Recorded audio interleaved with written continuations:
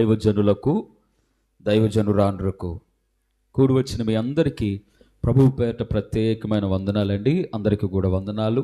మనం ధ్యానం చేసుకునే ఏముంటే హైలైట్స్కి ఒక 2-3 పాయింట్లు చెప్తా. ఒకటి ఏంటంటే ఎవరైనా ఒక పుస్తకం రచించారనుకుందా, ఆ పుస్తకం అమ్ముడుపోయి మరలా రీప్రింట్ అయింది. 1000 కాపీలు ఉన్నాయి, అమ్ముడుపోయాయి, మరలా రీప్రింట్ చేయాలి. అప్పుడు ఏం చేస్తారు? ఆ పుస్తకంలో ఉన్న చిన్నపాటి లోపాలను సవరించి మరలా రీప్రింట్ చేస్తారు. అంతే కదా. మేము చదువుకున్నప్పుడు క్లాసులో పుస్తకాలు వేరు, ఇప్పుడు చదువుకునే క్లాస్ పుస్తకాల్లో ఉన్న పాఠాలు వేరు. అంటే పాఠాలు మారుతున్నాయి, పిల్లలకు నేర్పించే పాఠాలు, ఆ స్టడీ లెవెల్స్ మారుతున్నాయి. కానీ మీరు గమనించండి, బైబిల్ గ్రంథం కొన్ని వేల సంవత్సరం క్రితం, అప్పటి బైబిల్ గ్రంథం ఇంత సవరణ కూడా చేయలే, ఎవరు మార్చి రాసింది లేదు. కానీ కొన్ని వేల సంవత్సరాలకి చెందిన బైబిల్ గ్రంథం ఎప్పటికీ జీవితాలను మారుస్తుంది. హల్లెలూయా. ఏమిటి ఆ బైబిల్ గ్రంథానికి ఉన్న శక్తి ఏమిటి అన్నది మనం వినబోతున్నాం. తర్వాతగా మనం ఏం వింటామంటే, ఇన్ని దేశాలకి కూడా బైబిల్ తర్జుమైంది కదా. మోషేతో దేవుడు మాట్లాడాడు, ఆజ్ఞలు ఇచ్చాడు, తర్వాత ధర్మశాస్త్రాన్ని రాయమన్నాడు. అది హెబ్రీ భాషలో రాయబడింది, మనదేమో తెలుగు భాష. తెలుగులోకి ఎలా వచ్చింది? విలియం కేరీ అది ఇదని చెప్తారు, భాషలో తర్జుమైంది. కానీ అసలు బైబిల్ గ్రంథం తర్జుమ అవ్వటానికి ముఖ్య కారణం గిఫ్ట్ అనే కాన్సెప్ట్ అన్నమాట. ఒక వ్యక్తి ఒక రాజుకి ఏది బహుమతిగా ఇద్దాం అన్న టైంలో మొదలైంది బైబిల్ తర్జుమ. ఎలాగా అనేది మనం వినబోతున్నాం. తర్వాత సద్దాం హుస్సేన్, మనకు తెలుసు కదా. సద్దాం హుస్సేన్ అంటే ఎవరంటే, దేవుని నమ్మిన యూదులని సర్వనాశనం చేయటానికి శతవిధాల ప్రయత్నించిన వాడు సద్దాం హుస్సేన్. అతను బెడోవిన్ జాతికి చెందినవాడు. విచిత్రం తెలుసా, అదే బెడోవిన్ జాతికి చెందిన ఇద్దరి ద్వారా బైబిల్ గ్రంథాన్ని ప్రపంచ వెలుగులోనికి దేవుడు తీసుకొచ్చాడు. ఎలాగా అనేది మనం వినబోతున్నాం. ఆర్సిఎం వాళ్ళకి ఒక బైబిల్ ఉంది, తర్వాత బ్రెన్హామ్ గ్రూప్ వాళ్ళకి ఒక బైబిల్ ఉంది, అలాగే మనకు ఒక ప్రొటెస్టెంట్ బైబిల్ ఉంది. 66 పుస్తకాలు ఉన్నాయి. ఇన్ని రకాల బైబిల్ ఉంటే మనం ఈ బైబిల్నే ఎందుకు ఉపయోగించాలి? అన్ని బైబిల్ ఉన్నాయి కదా, ఈ బైబిల్నే ఎందుకు మనం వాడాలి? ఈ బైబిల్కి దీపవృక్షానికి సంబంధం ఉంది. దీపవృక్షాన్ని ఆధారం చేసుకునే 66 పుస్తకాలు ఉన్న ఈ బైబిల్ రూపొందించారు. అది ఎలాగా అనేది మనం వినబోతున్నాం. తర్వాత అమెరికా ప్రధాని బరాక్ ఒబామా గారు 2 సార్లు ప్రెసిడెంట్గా ఉన్నాడు ఆయన. అలాగే ఇప్పుడున్న ఆయన కాకుండా ఇంతకుముందు ఉన్న ఆయన డొనాల్డ్ ట్రంప్ గారు, ఆయన, వీళ్ళిద్దరూ ప్రమాణ స్వీకారం చేసేటప్పుడు అబ్రహాం లింకన్ అనే వ్యక్తి బైబిల్ ఉంది, ఆ బైబిల్ పట్టుకునే ప్రమాణం చేశారు. ఏమిటి, ఎందుకు బైబిల్ పట్టుకుని వాళ్ళు ప్రమాణం చేయాల్సి వచ్చింది, ఆ బైబిల్ కొన్న గొప్పతనం ఏంటి అనే ఎన్నో విషయాలు ఈ రోజు మనం నేర్చుకోబోతున్నాం. నెంబర్ 1 ఇంట్రొడక్షన్, పరిచయం ఏంటంటే, అక్షరం అర్థం చేసుకుంటే పండితులు అయిపోతారు, ఆత్మను అర్థం చేసుకుంటే నిజమైన క్రైస్తవులుగా మార్చబడతారు. అక్షరాల్ని అర్థం చేసుకుంటే పండితులుగా మార్చబడవచ్చు, కానీ దేవుని యొక్క ఆత్మను అర్థం చేసుకుంటే వాళ్ళు నిజమైన భక్తులుగా మార్చబడతారు. కానీ ఒక మాట చెప్పన, 2 కొరింథీ 3:6లో ఒక మాట ఉంటుంది. అదేంటంటే, అక్షరము చంపును గాని ఆత్మ మాత్రం జీవింపచేయును. అయితే బైబిల్ స్టడీ ఎందుకు? Why Bible study? బైబిల్ గ్రంథం చదువుదా. ఇర్మియా గ్రంథము 33వ అధ్యాయం 3వ వచనం. ఇర్మియా గ్రంథం 33:3, నాకు మొర్రపెట్టుము, నేను నీకు ఉత్తరం ఇచ్చేదను, నేను గ్రహింపలేని, నీవు గ్రహింపలేని గొప్ప సంగతులను, గూఢమైన సంగతులను నీకు తెలియచేతును. హల్లెలూయా. దేవునికి మొర్రపెట్టి తన సన్నిధిలో ఈ రీతిగా ధ్యానం చేస్తేనంట, తెలియబడని ఎన్నో గూఢమైన సంగతులు మనం తెలుసుకుంటామంట. తర్వాత ఏంటి దీనివల్ల ఉపయోగం? కీర్తనలు 119వ కీర్తన 72వ వచనం. 119వ కీర్తన 72వ వచనం.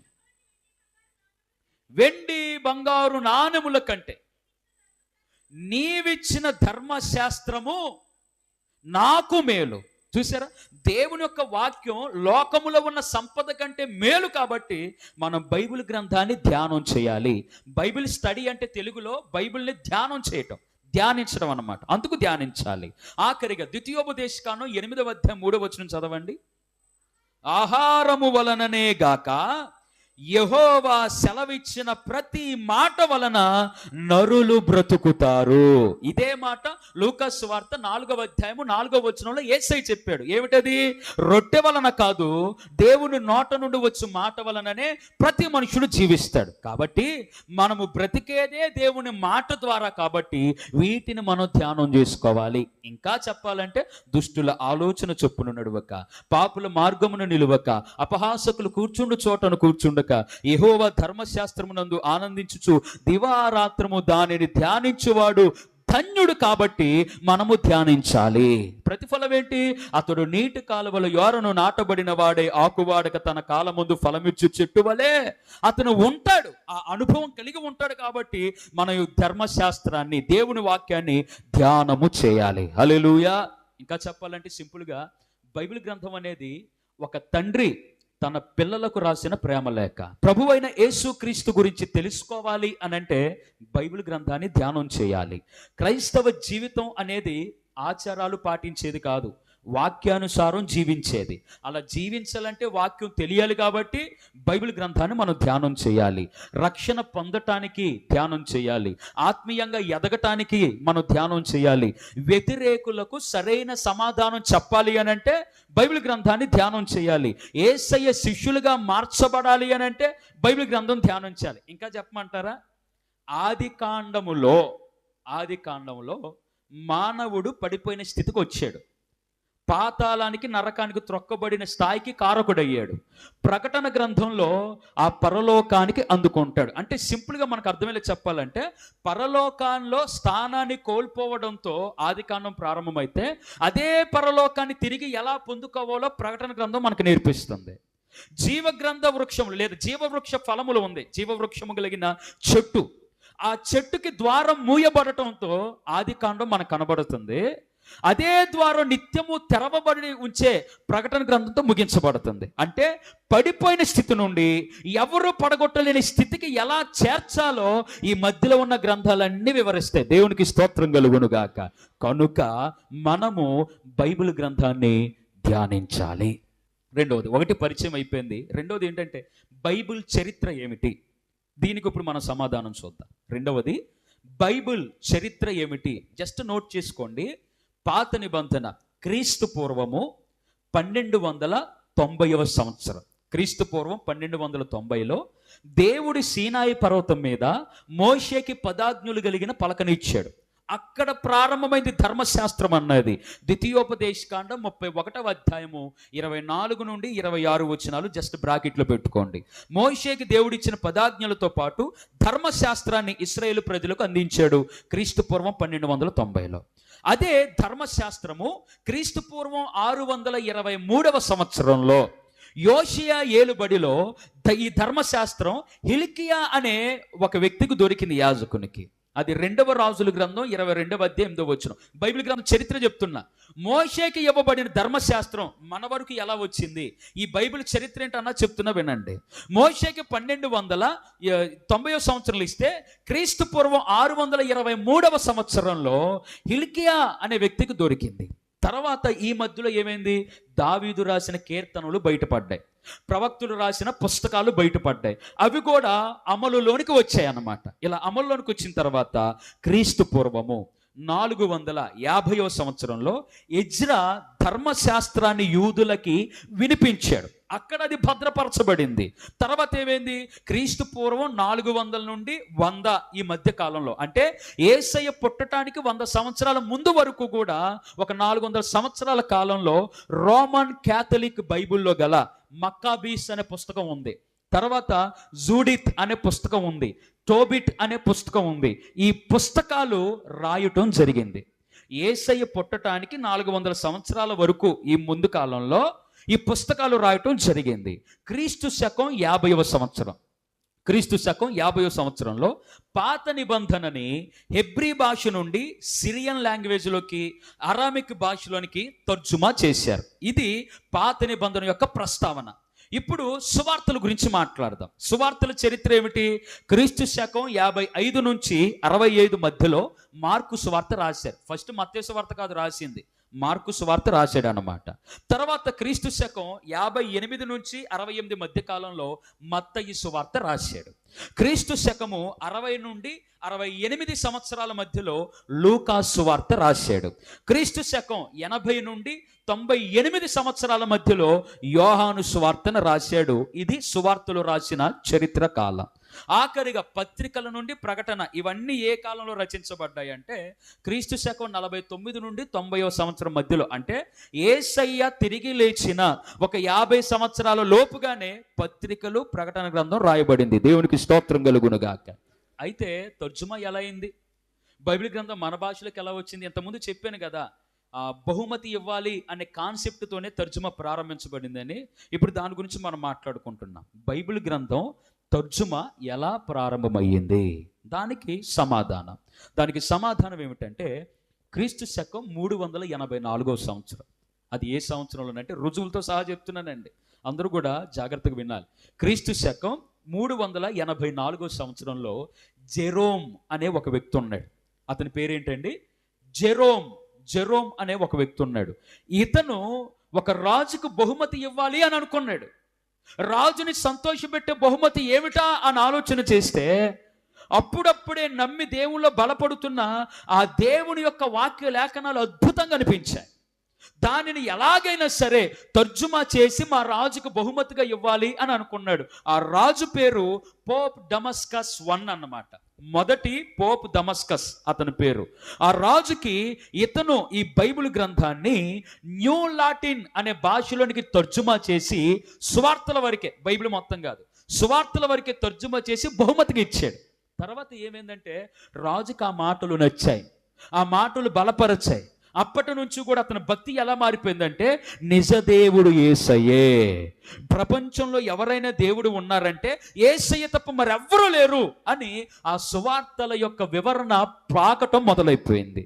అప్పుడు ఈ జెరోమ్ అనే వ్యక్తి క్రీస్తు శకము 400 సంవత్సరంలో, అనగా బహుమతి ఇచ్చిన 16 సంవత్సరాలు కష్టపడి, 16 సంవత్సరాలలో కష్టపడి లాటిన్ భాషలో బైబిల్ మొత్తాన్ని తర్జుమా చేశాడు అనమాట. ఆది కాండం నుండి ప్రకటన గ్రంథం వరకు బైబిల్ గ్రంథం మొత్తాన్ని తర్జుమా చేశాడు. ఆ తర్జుమా నుండే ఇంగ్లీష్ వచ్చింది, ఆ తర్జుమా నుండే మన తెలుగు బైబిల్ కూడా వచ్చింది. దేవునికి స్తోత్రం చెల్లిద్దాం. టైటస్ యూదులను, ఇప్పుడు చరిత్ర మనకి ఇది చాలా ఇంపార్టెంట్, ఇంట్రెస్ట్గా ఉంటుంది, వినండి. టైటస్ అనే రాజు క్రీస్తు శకము 70వ సంవత్సరంలో రోమా చక్రవర్తి అయిన టైటస్ అనే రాజు ఉన్నాడు. ఈ టైటస్ అనే రాజు యూదులని చంపటం ప్రారంభించాడు. ఎలా చంపాడో తెలుసా? వాళ్ళ రక్తం అంట వీధుల్లో నీళ్లు ఎలా ప్రవహిస్తాయో పెద్ద వర్షం పడినప్పుడు అలా రక్తం వేరులే పారిందంట. లక్షల మంది ప్రజలను ఓచకోత కోసి చంపేశాడు. అప్పుడు దేవాలయాన్ని తగలపెట్టేశాడు రా. ఇటుక మీద ఇటుక కూడా లేకుండా మంట పెట్టి బంగారాన్ని కరిగించి బంగారం లాక్కెళ్ళిపోయి దేవాలయాన్ని పడగొట్టేశాడు. ఈ పరిశుద్ధ గ్రంథాన్ని కూడా తగలబెట్టేస్తాడేమో అనే భయంతో కొంతమంది లేవి యాజకులు ఏం చేశారంటే ఆ చర్మపు చుట్టలను చుట్టి ఆ మట్టి కూజాలో పెట్టి దానిని ఎర్ర సముద్రానికి 1 మైలు దూరంలో, కుమ్రాన్ అనే గుహలు ఉన్నాయి, ఎర్రని గుహలు అన్నమాట అవి. ఆ గుహలలో ఈ కూజాలను దాచిపెట్టేశారు.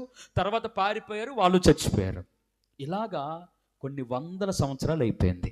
అయితే మనకి ఈ మధ్యలో 1947 మనకి స్వాతంత్రం వచ్చిన కొత్తలో అన్నమాట. 1947వ సంవత్సరంలో బెడోవిన్ అనే జాతి, ఎవరి జాతి? సద్దాం హుస్సేన్ అని చెప్పాను చూడండి, యూదుని చంపాలనుకున్నాడు చూడండి. అతని జాతికి చెందిన వారు, బెడోవిన్ అనే జాతికి చెందిన 2 గొర్రెల కాపర్లు, వాళ్ళ పేర్లు కూడా చెప్తున్నాను. ఒక అతని పేరు మహమ్మద్ అబూడీవ్, రెండో అతని పేరు అహ్మద్ మహమ్మద్ అన్నమాట. వీళ్ళిద్దరూ కూడా గొర్రెలు కాసుకుంటూ వెళ్తుంటే ఒక మేక వేరే దారిని పరిగెత్తుకుంటూ వెళ్ళిపోతుంది. అమ్మో మేకపోతే ఎలాగని చెప్పి ఆ మేకను పట్టుకోవటానికి ఒకడు పరిగెత్తుకుంటూ వెళ్తే ఒక మేక గుహలోనికి దూరింది. ఇతనికి గుహలో డౌట్, ఇప్పుడు గుహల్లో ఏ సింహమో పులో ఉంటే ప్రాణానికి ప్రమాదం కదా, అందుకే లోపల కొంచెం గుహ దగ్గరికి వెళ్ళి ఒక రాయి పట్టుకొని లోపలికి ఇసిరాడు. ఆ రాయి ఒక కొండను తగిలితే ఎలా శబ్దం వచ్చిందో ఆ కొండకు తగిలిన శబ్దం వచ్చింది. వెంటనే ఇంకొక అతను పిలిచాడు, అరే ఇటు రారా, ఇక్కడ ఏదో లంకె బిందులు సంథింగ్ ఏదో దాచినట్లుగా ఒక సౌండ్ లాగా వచ్చింది. లోపలికి వెళ్ళి చూద్దాం పదా అని లోపలికి వెళ్ళారు. సింహాలు ఏమీ లేవు. తీరా చూస్తే అక్కడ సౌండ్ వచ్చిన వైపు వెళ్ళి చూస్తే కొన్ని మట్టి కూజలు ఉన్నాయి. అక్కడ కొన్ని మట్టి కూజలు ఉన్నాయి. ఆ కూజని పగలగొట్టి చూస్తే బంగారం ఇవేమి లేవు, కానీ ఐశ్వర్యము కంటెను బంగారము కంటెను విలువైన దేవుని వాక్యం ఉంది. ఇలాగా 11 గుహలలో వారు 500 చర్మపు చుట్టలు, మన భాషలో చెప్పాలంటే 500 పుస్తకాలు దొరికాయి బైబిల్కి సంబంధించినవి. వాటిలో 400 పాడైపోయాయి, 100 మాత్రం చక్కగా ఉన్నాయి. ఆ 100లో ప్రాముఖ్యమైనవి ఏంటంటే, ఒకటి ద బుక్ ఆఫ్ ఎనోక్, అంటే హనోకు గ్రంథము అనేది అందులో ఉంది. రెండవది ద బుక్ ఆఫ్ జూబిలీ అనే బుక్ వచ్చింది. మూడవదిగా అందరికీ తెలిసిందే ద బుక్ ఆఫ్ ఐజయ్యా, యెషయా గ్రంథము. ఇలాగా 11 గుహలలో ఉన్న చర్మపు చుట్టల నుండి తీసుకునబడిందే ఈ బైబిల్ గ్రంథము. హల్లెలూయా. సో ఇక్కడ మనం నేర్చుకునేది ఒకటి ఏంటంటే, ఎవరైతే బైబిల్ గ్రంథాన్ని నమ్మిన భక్తులను పాడు చేయాలనుకున్నారో వారినే ప్రపంచానికి బైబిల్ గ్రంథాన్ని అందించే వారిదిగా దేవుడు వాడుకున్నాడు. హల్లెలూయా. మన ఆలోచనల కంటే దేవుని ఆలోచనలు చాలా చాలా ఉన్నతమైనవి. అయితే ఈ చర్మపు చుట్టలు ఎంత భారం ఉన్నాయో తెలుసా? ఒక్కొక్క చర్మపు చుట్ట ఎంత ఉందో తెలుసా? మన పుస్తకం ఎంత ఉంటుంది? మహా అయితే ఎంత ఉంటుంది. కానీ ఆ చర్మపు చుట్టలంట 24 అడుగులు ఉంది. ఈ ఫ్లెక్సీ మనకి 20 అడుగులు బారండి. 20 అడుగులు అంటే దీనికంటే ఒక 4 అడుగులు ఎక్కువ, అంత ఉంది చర్మపు చుట్ట. దీన్ని చుట్టి నెమ్మదిగా చదువుకుంటూ వచ్చేవాళ్ళు అన్నమాట. అటువంటి చర్మపు చుట్టలు ఇప్పటికీ ఇశ్రాయేల్ దేశంలో the shrine of the book అనే మ్యూజియంలో ఇప్పటికీ సజీవ సాక్ష్యాలు ఉన్నాయి. రైట్. ఇట్లాగా మనకి బైబిల్ గ్రంథ చరిత్ర జరిగింది.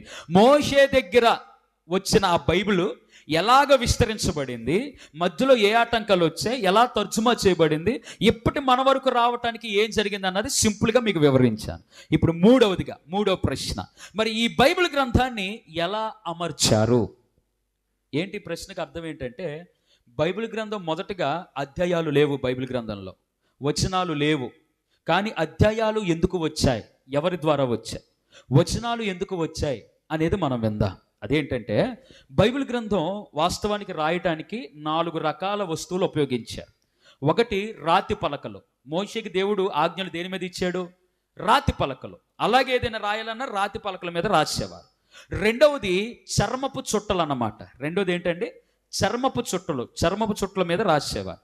మూడవది మట్టి ఫలకాలు అన్నమాట. మట్టిని ఒక సాఫ్ట్గా చేసి దాని మీద రాసేవారు, మట్టి అచ్చులు అని అంటారు. తర్వాత ఆఖరికి 4వది ఏంటంటే పాపిరస్ అనే ఒక చెట్టు ఉంది. ఆ చెట్టు నుండి పల్చని కాగితం లాగా ఒకటి సన్నగా దాన్ని చెక్కి ఆ కాగితం మీద రాసేవారు. ఇప్పటికీ ఇశ్రాయేల్ దేశంలో టూరిజంగా మనం వెళ్తే అమ్ముతారు. ఆ ఒక్కొక్క కాగితపు చిన్నది ఇంత మొక్క 2000 రూపాయలు 4000 రూపాయలు ఉంటుంది. అంత ఖరీదైంది అది. దాని మీద రాయటం జరిగింది. అయితే క్రీస్తు శకం 1238లో బిషప్ స్టీఫెన్ ల్యాంగ్టన్ అనే ఆయన బైబిల్ని అధ్యాయాలుగా విభజించాడు. ఎందుకంటే చదవటం కష్టం అవుతుంది, దేనికి లింక్ ఉందో తెలియట్లా. మొదటి అధ్యాయము ఓకే, ఒక అధ్యాయం చదివాం అనే సాటిస్ఫాక్షన్, రెండవ అధ్యాయము బైబిల్ గ్రంథాన్ని కొంత చదివామనే ఆశ. ఇలాగ అర్థం కావటానికి అధ్యాయాలుగా విభజించాడు బిషప్ స్టీఫెన్ ల్యాంగ్టన్ అనే ఆయన. తర్వాత క్రీస్తు శకం 1551 సంవత్సరంలో రాబర్ట్ స్టీఫెన్ అనే ఆయన ఆ అధ్యాయాల్ని వచనాలుగా విభజించాడు అన్నమాట. అంటే అప్పుడప్పుడే చదువుకుంటున్న వారు కూడా అర్థమయ్యే రీతిగా వచనాలుగా దాన్ని డివైడ్ చేయటం జరిగింది. ఇది బైబిల్ గ్రంథం పద్ధతి. ఇప్పుడు బైబిల్ మనం చూస్తున్నట్టుగా రూపుదిద్దింది. ఎలాగా? రచయితలు 40 మంది. జస్ట్ నోట్ చేసుకోండి. బైబిల్ గ్రంథ రచయితలు 40 మంది. బైబిల్ గ్రంథంలో ఉన్న పుస్తకాలు 66. బైబిల్ గ్రంథంలో ఉన్న అధ్యాయాలు 1189 అధ్యాయాలు ఉన్నాయి మన బైబిల్ గ్రంథంలో. ఈ 66 పుస్తకాల్లో ఎన్ని వచనాలు ఉన్నాయి? 31,084 వచనాలు. ఇది బైబిల్ గ్రంథం యొక్క అమరిక. ఇలాగ చెప్తూ పోతే క్రీస్తు శకం 1384లో జాన్ విక్లిఫ్ అనే ఆయన 15 సంవత్సరాలు కష్టపడి ఈ బైబిల్ని లాటిన్ నుంచి ఇంగ్లీష్లోకి మార్చాడు. అలా మార్చినందుకు ఆయన ఏం చేశాడో తెలుసా? ఆయనని ఒక కొయ్యకు కట్టేసి తారు మీద పోసేశారు. తారు మీద పోసి మంట పెట్టి కాల్చేశారు. కారణం ఏంటంటే, దేవుని వాక్యాన్ని నువ్వు ఎందుకు ప్రజలకు అందిస్తున్నావు? ప్రజలందరూ క్రైస్తవులుగా మారిపోతున్నారు. మేము చెప్పిన పాపాన్ని ఎవరు చేయట్లేదు, లంచాలు తీసుకోవట్లా, వడ్డీలు తీసుకోవట్లా, ఇట్లా చేస్తే మాకు ట్యాక్స్ ఎలా వస్తుంది, మాకు డబ్బులు ఎలా వస్తాయి అని చెప్పి అతను ఇంగ్లీష్లోకి మార్చాడని ఒక దొంగకు కట్టేసి, కొయ్యకు కట్టేసి, తారు పోసి తగలబెట్టి చంపేశారు. అయినా ఆగల, క్రీస్తు యొక్క సువార్త విస్తరించబడుతూనే వచ్చింది. హల్లెలూయా. 1522 సంవత్సరంలో మార్టిన్ లూథర్ అనే ఆయన క్రొత్త నిబంధనను జర్మనీలోకి మార్చాడు. మార్టిన్ లూథర్ కింగ్ కాదు, ఆయన రాజు, ఆయన ప్రెసిడెంట్ అన్నమాట. మార్టిన్ లూథర్ అనే ఆయన, అతను ఒక మిషనరీ, అతను మార్చాడు. ఇది అమెరికా. రైట్. ఇప్పుడు అసలైన మాటలోనికి మనం వచ్చాం. అదేంటంటే, ఇది ఇంట్రెస్ట్గా ఉంటుందండి. దీపవృక్షానికి బైబిల్ గ్రంథానికి లింక్ ఏంటి అసలు? 4th క్వశ్చన్ ఏంటంటే, బైబిల్ని ఎన్ని రకాలుగా వీరు మార్చారు అని అంటే, మనకు ఎక్కువగా అమల్లో ఉన్నాయి చెప్తున్న 4 అండి. ఒకటి ఆర్థోడాక్స్ బైబిల్. ఈ బైబిల్లో 83 పుస్తకాలు ఉన్నాయి. మన బైబిల్ ఎన్ని పుస్తకాలు ఉన్నాయి చెప్పండి అమ్మా? 46, 66. రైట్. ఆర్థోడాక్స్ అనే ఈ బైబిల్లో 83 పుస్తకాలు ఉన్నాయి. రెండవదిగా మనకి అందుబాటులో ఉన్న బైబిల్ కరిస్మాటిక్ బైబిల్ అని అంటారు. కరిస్మాటిక్ బైబిల్ అంటే 76 పుస్తకాలు ఉన్నాయి ఇందులో, 76. మూడవది రోమన్ క్యాథలిక్ బైబిల్. ఆర్సిఎం వాళ్ళు వాడతారు చూడండి, రోమన్ క్యాథలిక్ బైబిల్. ఇందులో 73 పుస్తకాలు ఉన్నాయి, 73 పుస్తకాలు. నాలుగవదిగా ప్రొటెస్టెంట్ బైబిల్. ఇందులో 66 పుస్తకాలు. అదే మనం వాడేది, మన చేతిలో ఉన్నది అదే ప్రొటెస్టెంట్ బైబిల్ అని అంటారు దీన్ని, ప్రొటెస్టెంట్ బైబిల్. అయితే ఇప్పుడు ఇన్ని బైబిల్ గ్రంథాలు ఉన్నాయి కదా, మరి ఈ బైబిల్ గ్రంథాల్లో ఈ ప్రొటెస్టెంట్ బైబిల్నే మనం ఎందుకు వాడాలి? దీపవృక్షానికి మనం ధ్యానం చేసుకోవాలి. ఆసక్తిగా స్తోత్రం చెప్తారా? అసలు ఇంతకీ ఇన్ని గ్రంథాలు వెలువడటం వెనకాల దేవుని వాక్యం ఏమని చెప్తుంది? బైబిల్ గ్రంథాన్ని తెరవండి. యోహాను సువార్త 21వ అధ్యాయం 25వ వచనం చదువుదా. బాబు ఈలోగా ఒకరు రండి నా దగ్గరికి, పిల్లలు ఎవరైనా.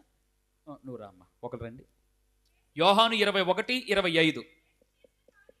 యేసు చేసిన కార్యములు ఇంకను అనేకములు కలవు, వాటిలో ప్రతిదానిని వివరించి వ్రాసిన ఎడల అట్లు వ్రాయబడిన గ్రంథములకు భూలోకమైనను చాలదని నాకు తోచుచున్నది. దేవునికి స్తోత్రాలు కలుగునుగా. ఏంటంట? గ్రంథాలు చాలా రచించబడ్డాయి. వాటన్నిటిని బైబిల్ గ్రంథంలో పెట్టాలంటే మనం నెత్తి మీద మోసుకొని రావాలి బైబిల్ని. ఇంతలా ఇంత ఎత్తు ఉంటుంది. సో అందుకే అన్ని పుస్తకాలు అందుబాటులో ఉన్న కొన్నే మనకి వచ్చాయి. దానికి కారణం ఏంటో చూద్దాం. తర్వాత ప్రసంగి గ్రంథం 12వ అధ్యాయం 12వ వచనం మనం చదివితే, పుస్తకములు అనేకములు రచించబడతాయి. వాటికి అంతం లేదు, అంతం లేదు. పుస్తకములు అనేకంగా రచించబడతాయి.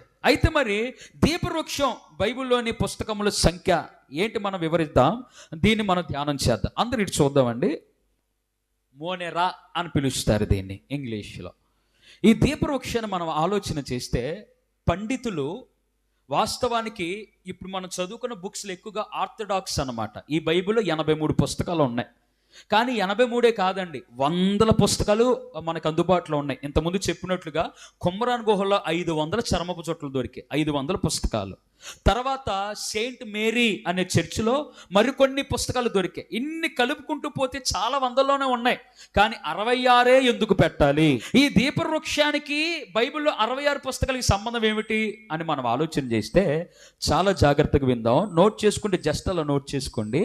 నిర్గమాకాండము 25వ అధ్యాయము చదవద్దు, 32 నుండి 40 వచనాలు నోట్ చేసుకోండి. నిర్గమాకాండము 25వ అధ్యాయము 32 నుంచి 40 వచనాలు. ఇందులో ఏముంటుందంటే, దేవుడు మోషేకి దీపవృక్షాన్ని ఎలా తయారు చేయాలో వివరించాడు. ఆ వివరణ ప్రకారంగానే ఇది రూపొందించబడింది. ఇప్పుడు దీనిని మనం ఆలోచన చేస్తే, ఇదిగోండి, దీన్ని ఏమంటారు? ప్రకాండము అని అంటారు, మధ్యలో ఉన్నదాన్ని. ఈ ప్రకాండానికి 3 కొమ్ములు. జస్ట్ కొంచెం చక్కగా, ఈ ప్రకాండానికి 3 కొమ్ములు, 1, 2, 3 కొమ్ములు. ఇటు పక్కన 3 కొమ్మలు, 1, 2, 3 కొమ్మలు. ఇప్పుడు ప్రతి కొమ్మకి ఏముంది? బాదము పువ్వు, బాదము కాయ. సో 3 ఉన్నాయి అక్కడ, 3 అంటే ఇటుపక్క 3 మనం చూద్దాం. మూడు, మూడు, మూడు. ఎంతైనా మొత్తం? మూడు మూడు మూడు మూడు ఎంత అండి? 9. ఆ 9ని అలాగే జస్ట్ ఒక పక్కన రాసి ఉంచుకోండి. 9 9. కొమ్మలు ఎన్ని ఉన్నాయి? ఇటు 3, ఇటు 3, అంటే మొత్తం ఎన్ని? 6. 6 ఒక పక్కన పెట్టుకోండి. ఓకేనా? 6 తర్వాత 9. ఇప్పుడు దీపవృక్షం రెండు పక్కల కలిపి 6 కొమ్మలు. 6 కొమ్మలు కదా.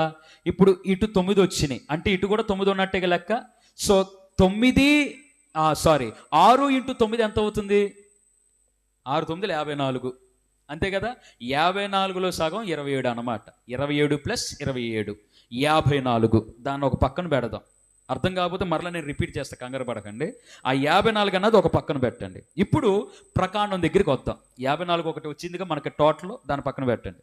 ఇప్పుడు ప్రకాండం దగ్గరికి వద్దాం. ఈ ప్రకాండాన్ని మనం ఆలోచన చేస్తే ఆ నిర్గమ 25లో 32 నుంచి 40 ఏమని చెప్పాడు? 4 బాదం కాయలు, 4 మొగ్గలు, 4 పువ్వులు కదా. 4 బాదం కాయలు, 4 మొగ్గలు, 4 పువ్వులు. ఇదిగోండి 1 2 3 4 బాదం కాయలు. 1 2 3 4 బాదం కాయలు, 4 పువ్వులు, 4 మొగ్గలు. ఇక్కడ 3 ఇచ్చాడు, ఇక్కడ 1 ఇచ్చాడు. 4 మొగ్గలు, ఇక్కడ 3 ఉన్నాయి, కింద 1 ఉంది. అంటే ప్రకాండానికి 4 4 4 3 4 ఎంత? 12. 12 ప్లస్ ఇది. ఇప్పుడు మొత్తం కూడా ఒక ఫ్రేమ్ మీదకి తీసుకొచ్చేద్దాం. ఇంతకుముందు చెప్పిన 54 ప్లస్ ఇప్పుడు 12 ఎంత వచ్చింది? 66. ఇప్పుడు వచ్చేసిందిగా మనకి. బైబిల్లో ఎన్ని పుస్తకాలు? 66. ఇక్కడ టోటల్ ఎంత వచ్చింది? 66. దీన్ని ఒక పక్కన పెడతా. ఇప్పుడు పాత నిబంధనలో ఎక్కువ పుస్తకాలు ఉన్నాయి, క్రొత్త నిబంధనలో పాత నిబంధన కంటే కొంచెం తక్కువ పుస్తకాలు ఉన్నాయి. దీన్ని ఎలా డివిజన్ చేశారు అని అంటే, ఈ ప్రకాండము నుండి దీనితో పాటు ఈ 4 కొమ్మలు లెక్కేస్తే 39 వస్తుంది అన్నమాట. ఇటు పక్కన మిగతా ఇంకెన్ని వస్తాయి? 27. అవే కొత్త నిబంధన. చూసారా? ఈ దీపవృక్షములోనే 66 పుస్తకాలు మనకు కనబడుతున్నాయి సాదృశ్యం. 39 ఏమో పాత నిబంధన, 27 ఏమో క్రొత్త నిబంధన. సో ఇక్కడ మనకు క్లారిటీ వచ్చింది. ఆ నిర్గమకాండ రిఫరెన్స్ ఇచ్చే కదా, అందులో దేవుడు ఏమంటాడంటే, దీనికి ఉపయోగించవలసిన బంగారం ఎన్ని కేజీలు అంటే 40 కేజీలు. అర్థమైందండి? సో ఈ దీపవృక్షం మనం సృజించాలి అని అంటే 40 కేజీల బంగారమునే ఉపయోగించాలి. అంటే ఈ 66 పుస్తకములను రచించవలసింది ఎంతమంది? 40 మందే. 40 మంది రచయితలు ఉండాలి. ఒకరు ఎక్కువైనా అది నిరర్థకమే, ఒకరు తక్కువైనా అది నిరర్థకమే. కాబట్టి 40 మంది రచయితల చేత 66 పుస్తకాలు రచించబడ్డాయి. దేవునికి స్తోత్రాలు చెల్లిద్దాం. అయితే దీపవృక్షాన్ని ఎందుకు తీసుకున్నారంటే, దీపవృక్షం పని ఏంటి? వెలుగివ్వటం. వెలుగివ్వటం. ఈ యోహాను సువార్త 1వ అధ్యాయం 9వ వచనం చదవండి.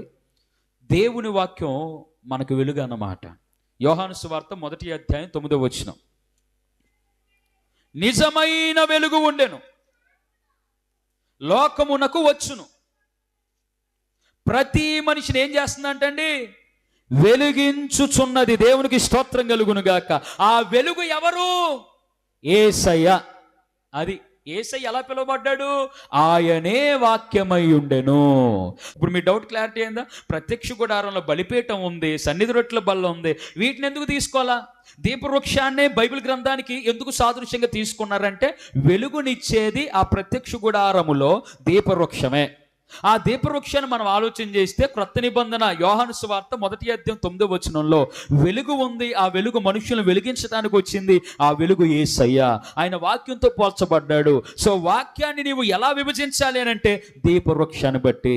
ఆ దీపవృక్షాన్ని మనం ఆలోచన చేస్తే 66 పుస్తకాలు వచ్చే, 40 మంది రచయితలు ఉన్నారు. సో 40 మంది రచయితల చేత రూపించబడినదే 66 పుస్తకముల సమ్మేళనం పరిశుద్ధ గ్రంథం. దేవునికి స్తోత్రం కలుగునుగాక. 5th question. ఇంతవరకు డౌట్ క్లియర్ అయిందా లేదా మరొకసారి వివరించమంటారా? మాకు క్లియర్ అయిందా? అర్థమైంది అన్న వాళ్ళు స్తోత్రం చెప్పండి. మరొకసారి అడుగుతున్నా, అర్థమైంది అన్న వాళ్ళు స్తోత్రం చెప్పండి. పోన్లేమ్మ. 5th క్వశ్చన్, 5వ ప్రశ్న. బైబిల్కి ఆ పేరు ఎలా వచ్చింది? ఇప్పుడు మీకు ఒక ప్రశ్న ఏంటంటే, బైబిల్ గ్రంథంలో ఎక్కడైనా బైబిల్ అనే పేరు మనకు కనబడిందా? కనబడదు. యేసయ్య కూడా బైబిల్ అనే పేరు చెప్పలా. కానీ మనం ఏమని పిలుస్తున్నాం? చదువుకున్న వాళ్ళు బైబిలే, చదువు లేని వాళ్ళు బైబిలే. ఇక పరిశుద్ధ గ్రంథం అన్నది మర్చిపోయాం మనం. బైబిల్, నా బైబిల్ ఎక్కడ ఉంది? నా బైబిల్, నా బైబిల్, నా బైబిల్. ఈ బైబిల్ అనే పేరు ఎలా వచ్చింది? ఇప్పుడు దాని గురించి మనం మాట్లాడదాం. నేను ప్రశ్న చెప్తున్నా, దానికి సమాధానం చెప్తున్నా. ఏమండి? సో బైబిల్ ఆ పేరు ఎలా వచ్చింది? బైబిల్ గ్రంథంలో వాస్తవానికి దేవుని యొక్క లేఖనాన్ని 5 రకాల పేర్లతో పిలిచారు. బైబిల్ గ్రంథాన్ని బైబిల్లోనే మనం చూస్తే 5 రకాలుగా పిలిచారు. ఎలాగా? రెఫరెన్స్లు నోట్ చేసుకోండి, చదవద్దు. ద్వితీయోపదేశకాండం 31వ అధ్యాయము 25, 26 వచనాలు చూస్తే ధర్మశాస్త్ర గ్రంథము అని పిలువబడింది. బైబిల్ గ్రంథాన్ని ఎలా పిలిచారంటే ఫస్ట్ మొట్టమొదటిగా ధర్మశాస్త్ర గ్రంథము అని పిలిచారు. రెండవదిగా రోమాపత్రిక 1వ అధ్యాయము 2 నుంచి 7 వచనాలు మీరు గమనిస్తే పరిశుద్ధ లేఖనములు అని పిలువబడ్డాయి. దేవుని వాక్యాన్ని పరిశుద్ధ లేఖనములు అని పిలిచారు. మూడవదిగా ఉన్న పేరేంటంటే అపోస్తలుల కార్యములు 7వ అధ్యాయము 38వ వచనం. ఈ వచనాన్ని గమనిస్తే జీవవాక్యములు అని పిలిచారన్నమాట. ఒకటి ధర్మశాస్త్ర గ్రంథము, రెండవది పరిశుద్ధ లేఖనములు, మూడవదిగా జీవవాక్యములు అని పిలిచారు. నాలుగవదిగా కొలస్సైలకు రాసిన పత్రిక 3వ అధ్యాయము 16వ వచనం చూస్తే క్రీస్తు వాక్యము అని పిలిచారన్నమాట. క్రీస్తు వాక్యముగా పిలువబడింది. ఇక ఆఖరిగా 5వదిగా లూకాసు సువార్త 11వ అధ్యాయము 28వ వచనము, కీర్తనలు 119, 130 వచనాలు గమనిస్తే దేవుని వాక్యము అని పిలిచారు. దేవునికి స్తోత్రాలు కలుగునుగాక. హల్లెలూయా. దేవుని వాక్యం అని పిలిచారు. మరి ఇప్పుడు మనం ఏమని పిలవాలి? అయితే ధర్మశాస్త్ర గ్రంథమైనా పిలవాలి, పరిశుద్ధ లేఖనాలనైనా పిలవాలి, జీవవాక్యాలైనా పిలవాలి, క్రీస్తు మాటలు అనైనా పిలవాలి, లేకపోతే దేవుని వాక్యమైనా పిలవాలి. ఈ 5 కాకుండా బైబిలు బైబిలు బైబిలు బైబిలు ఎందుకు పిలుస్తున్నాం బైబిల్ అని అంటే ధర్మశాస్త్ర గ్రంథము తిరిగిద్దా మీకు? ఏమండి? తిరిగే వాళ్ళు ఉంటారు, తిరగని వాళ్ళు ఉంటారు. 4 రకాలు అంట. ఇప్పుడు ఆ రకాలు ఎందుకులే, కానీ తిరగదు కొంతమందికి. సో మరి ఎందుకు బైబిల్ అని పెట్టారంటే బైబిల్ అనే పదం బిబ్లియో అనే లాటిన్ పదం నుండి వచ్చింది. వింటున్నారండి? బైబిల్ అనేది బిబ్లియో అనే లాటిన్ పదం నుండి వచ్చింది. దీనికి అర్థం ఏంటంటే పుస్తకముల సముదాయం. కొన్ని పుస్తకాలను కలిపి ఒక పుస్తకంగా మారిస్తే దాన్ని బైబిల్ అని పిలిచేవారంట. అలా పిలిచేవారు. అట్లాగా కొన్ని రకాలైన గ్రంథాలకు బైబిల్ అనే పదం వచ్చింది. కానీ రాను రాను రాను రాను కాలక్రమంలో ఎలా మారిపోయిందంటే ఈ పరిశుద్ధ గ్రంథానికి తప్ప దేనికి బైబిల్ అనే పదం వాడట్లా. ఇక అలాగా దీనిని బైబిల్ ఇక ఏ భాషలో అయినా, అమెరికా ఓడైనా, ఆంధ్ర ఓడైనా, ఎవరైనా ఇక దీన్ని ఎలా పిలుస్తున్నారంటే బైబిల్ అని పిలిచారు. ఆ పదమే ఎప్పటికీ మనకు కొనసాగించబడుతుంది. అంతకు మించి దీనిలో పెద్ద హిస్టరీ లేదు, మిస్టరీ లేదు. అయిపోయింది కదండి. 5th క్వశ్చన్కి ఆన్సర్ వచ్చింది. 6వ ప్రశ్న, బైబిల్ గొప్పతనం ఏంటి? ఎందుకంటే మీరు గమనించండి, పుట్టినరోజు కార్యక్రమాలు వస్తాయి. పాస్టర్ గారు ఎందులోండి మాట్లాడతారు? బైబిల్లో నుండే మాట్లాడతారు. వాక్యాన్ని బోధిస్తారు. అక్కడ పెళ్ళి చేయాలి, ఏం బోధిస్తారు? వాక్యాన్ని బోధిస్తారు, బైబిల్నే ఉపయోగిస్తారు అక్కడ. లేకపోతే ఎవరో చనిపోయారు, దేనిలో నుంచి మాట్లాడాలి? బైబిల్లో నుండే మాట్లాడుతున్నారు. ఎవరికో అన్నప్రసన్న, బైబిల్లో నుంచే మాట్లాడుతున్నారు. ఏ కార్యక్రమం పెట్టినా, కృతజ్ఞత అయినా, ఉపవాసమైనా, ఏ పేరైనా పెట్టుకోండి, కానీ ఉపయోగించేది ఒకటే ఒక గ్రంథం, బైబిల్ గ్రంథం. అసలు ఈ బైబిల్ గ్రంథాన్ని ఎందుకు ధ్యానించాలండి? బైబిల్ గ్రంథానికి కూడా గొప్పతనం ఏంటి? ఎక్కడికి వెళ్ళినా బైబిల్ గ్రంథాన్ని ఎందుకు మనం ధ్యానం చేసుకోవాలి? ఆ బైబిల్ గ్రంథం గొప్పతనాన్ని ఇప్పుడు మనం తెలుసుకుందాం. ఎంతమంది దాడి చేసినా, ఈ మధ్య మనం వీడియోలు చూస్తున్నాం, బైబిల్ గ్రంథాన్ని కాల్ చేసేవారు కొంతమంది. అంటే బైబిల్ అంటే పడనోళ్ళు, దేవుడు అంటే పడనోళ్ళు అన్నమాట. ఈ ఇంపోర్ట్ అవుతూ వస్తే, మనం దిగుమతి చేసుకుంటున్నప్పుడు కొన్ని వేల లక్షల బైబిల్ని తగలబెట్టేశారు. కానీ మీరు గమనించారా? బైబిల్ గ్రంథాన్ని ఎంత తగలబెట్టినా బైబిల్ గ్రంథం ఇంకా విస్తరిస్తూనే ఉంది. చాలా చాలా గొప్ప ఆశ్చర్యమైన కార్యం. ఇప్పుడు వేరే పుస్తకాలు అనుకోండి, అవి ఆగిపోయినవి చాలా ఉన్నాయి. ఎగ్జాంపుల్కి చెప్పాలంటే చాలా రాసుకొచ్చాను కానీ, బట్ ఉదాహరణకు ఒకటి చెప్తా. వాల్తేర్ అనే ఒక ఆయన ఉన్నాడు. అతని పేరు వాల్తేర్ అన్నమాట. అతని పేరే వాల్తేర్. ఈ వాల్తేర్ అనే వ్యక్తి 19th సెంచరీ 19వ శతాబ్దంలో ఒక సవాలు విసిరాడు. అదేంటంటే 50 సంవత్సరాల తర్వాత బైబిల్ అన్నది ఎవ్వరికి తెలియదు, నేను రాసిన పుస్తకాలే డెవలప్ అవుతాయి, ప్రపంచమంతా నేను రాసిన పుస్తకాలే చదువుతాయి అని తన ప్రింటింగ్ ప్రెస్లో నుండి ఆ మాటను సవాలు విసిరాడు. విచిత్రం ఏంటో తెలుసా? ఇతను చచ్చిపోయాడు కానీ బైబిల్ చచ్చిపోవాలా. దేవునికి స్తోత్రం కలుగును గాక. ఇంకా విచిత్రం ఏంటంటే, ఎవరైతే తన ప్రింటింగ్ ప్రెస్లో నుండి మాట పలికాడో అదే ప్రింటింగ్ ప్రెస్లు ఇప్పుడు బైబిల్ ముద్రించబడుతున్నాయి. దేవునికి స్తోత్రాలు కలుగును గాక. ఇన్ని వ్యతిరేకతలు మన గ్రంథానికి వచ్చినా, ఇన్ని రకాలుగా వ్యతిరేకతలు వచ్చినప్పటికీ బైబిల్ గ్రంథము నానాటికి విస్తరిస్తుంది. ఇంకా చెప్పాలి అని అంటే, ప్రపంచములో ద బెస్ట్ రికార్డ్ బైబిల్ మీద ఉంది, గిన్నీస్ వరల్డ్ రికార్డ్. 18వ సెంచరీ నుండి 19వ సెంచరీ ప్రారంభం మధ్యలో 250 కోట్ల బైబిల్ అమ్ముడిపోయాయంట. ఆ కాలంలోనే. ఇప్పటికీ మనకు జనాభా 800 కోట్ల పై మాట, ప్రపంచ జనాభా. కానీ ఆ కాలంలోనే 250 కోట్ల బైబిల్ అమ్ముడిపోయాయంట. ఇప్పటికీ చెప్పాలంటే ప్రతి 5 సెకండ్లకి ఒక బైబిల్ ముద్రించబడుతుంది. హల్లెలూయా. ఇప్పటికి ప్రతి సెకండ్ కంటే ఇప్పుడు మనం మాట్లాడే ఈ గ్యాప్లో బోల్డెని బైబిల్ ముద్రించబడ్డాయి. అన్ని బైబిల్ అమ్ముడిపోతున్నాయి. అంటే 5 సెకండ్లకి ఒక బైబిల్ ముద్రించబడుతున్నా ఇప్పటికీ బైబిల్ కోసం ఆశగా ఎదురు చూస్తున్న వారు ఉన్నారంట. అంటే ఎన్ని బైబిల్ అమ్ముడిపోతున్నాయో, ఎంతమంది బైబిల్ని కావాలని కోరుకుంటున్నారో, ఎంతమంది బైబిల్ని తమతో పాటు తీసుకెళ్తున్నారో. నేను ఇచ్చే సలహా ఏమిటంటే, అన్ని కోట్ల విలువైన బైబిల్ని మనకి 200-300కి అందుబాటులోకి వచ్చేసింది. నేను ఇచ్చే సలహా ఏంటంటే, డబ్బుని వృధాగా ఖర్చు పెట్టే కొన్ని ఖర్చులు ఆపేసి కనీసం ఒక 2-3 బైబిల్ అయినా కొనండి.